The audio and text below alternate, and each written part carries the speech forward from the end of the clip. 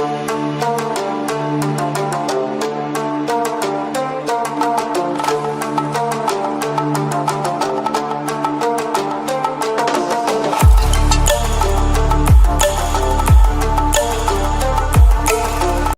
everyone. Welcome to this episode of Placement Talks. I'm Shreya, and today I'm here with Sagar Pandey, who has been placed in American Express.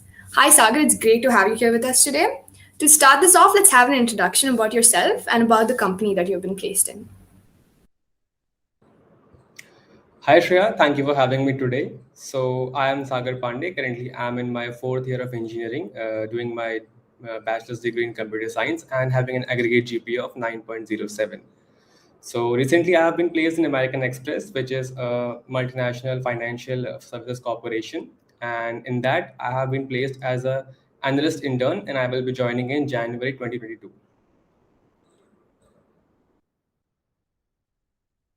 Congratulations on your placement, Baya. We're eager to hear about your placement journey.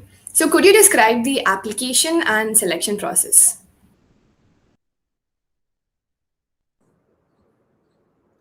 Yeah, so the application process were fairly straightforward. It was kind of a off-campus placement. So the American Express didn't visit it just VIT only. It has shortlisted some 13 to 15 colleges and cumulatively did the placement drive over there. So the first round was an online hackathon round, which ran for 5 hours from 9 p.m. to 2 a.m. And it had some 4 to 5 questions. So we were supposed to solve them. And later on, we have personal interviews that range over 2 to 3 rounds.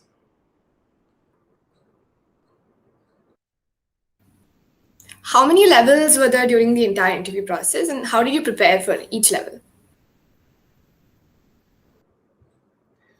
So, cumulatively speaking, there were 4 rounds in total for me. The first one was the online coding round that took place over the HackerRank platform.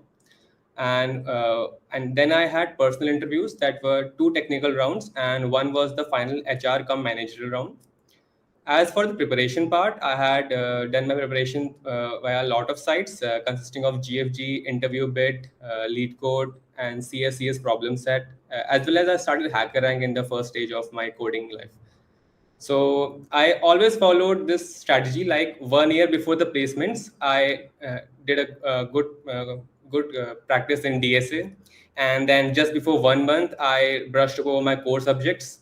1 week before the placements, I did my revision, and just one day before the placement and all the rounds, I tend to read the archives of the companies. That was super informative. So you mentioned the technical round. So could you tell us more about the type of questions and topics that were covered in this round? Yeah, so for in the technical rounds, we have mainly CS core fundamentals regarding the operating systems, database managements, and computer networks. I was also given to write some SQL queries depending upon the database given to me. Moreover, in the second of the technical round was much focused on the projects in the resume that I have mentioned in my CV.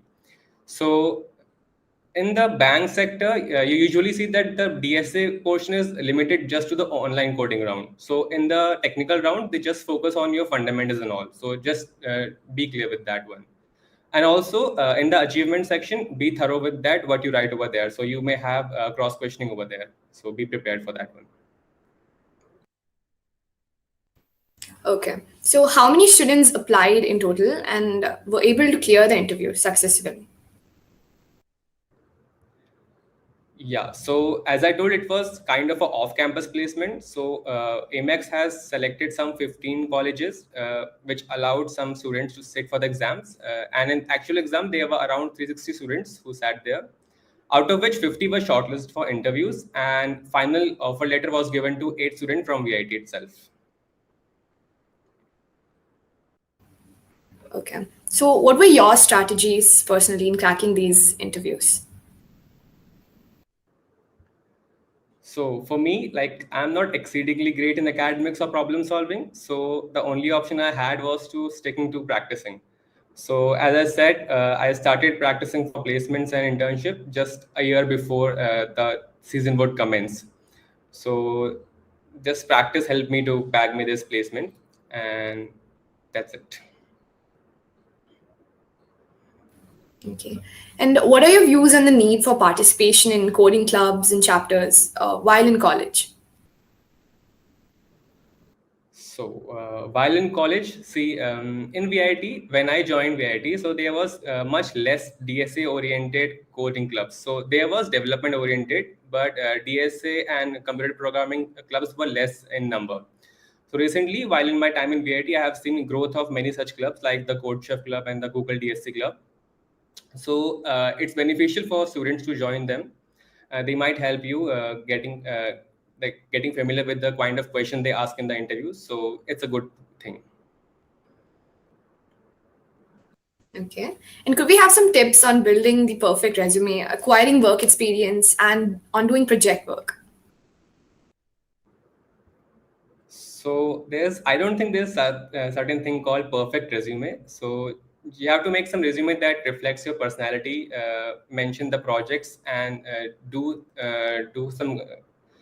some research work about what the company you are applying for is, what are the clients that it possesses, and make sure your projects go in sync with your certificates, and just follow a standardized resume format. Just don't go with the funky formats. And lastly, I would like to say that just consult your seniors regarding what are your some caveats in your resume and how can you make it more charming. And yeah, that's it. Okay. And how much does soft skills in college really help during interviews or elsewhere? So in the initial years of engineering, soft skills just consist of behavioral development. So those are the things that you require in managerial interviews and the technical interviews while you are communicating with the interviewer. The later years of engineering, they teach aptitude section Java, and fairly speaking, aptitude section holds a greater percentage of marks in around 70 to 80% companies. They have a particular section for aptitude, so they rate you over there. And for Java, particularly, I was not much benefited because I do coding in Python. So that's my way to go language. But for those who do coding in Java, so that's helpful for them. Pai, you mentioned you uphold a CGPA of 9.07. So how do you maintain this dream CGPA in college, and how much impact does it actually have during the interviews? So CGPA plays a major role in internships and placement on campus. For internship season, you should try to maintain around 9.5 if you want to have a opportunity in every company that comes in VIT.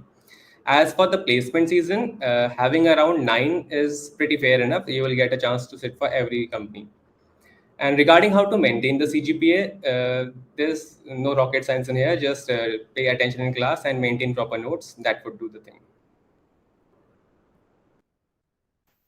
Okay. To wrap this up, do you have any tips to share with your juniors who are preparing for placements right now?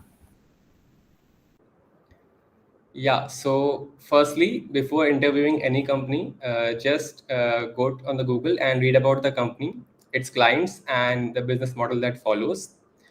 As for my example, I was asked that how American Express works and how does it generate revenue. So that's something good to have in the first hand. Secondly, just keep calm and keep up a smile on your face. That will help a lot. Okay, that's all the questions we have for you today, Bhaiya. Thank you so much for joining us today.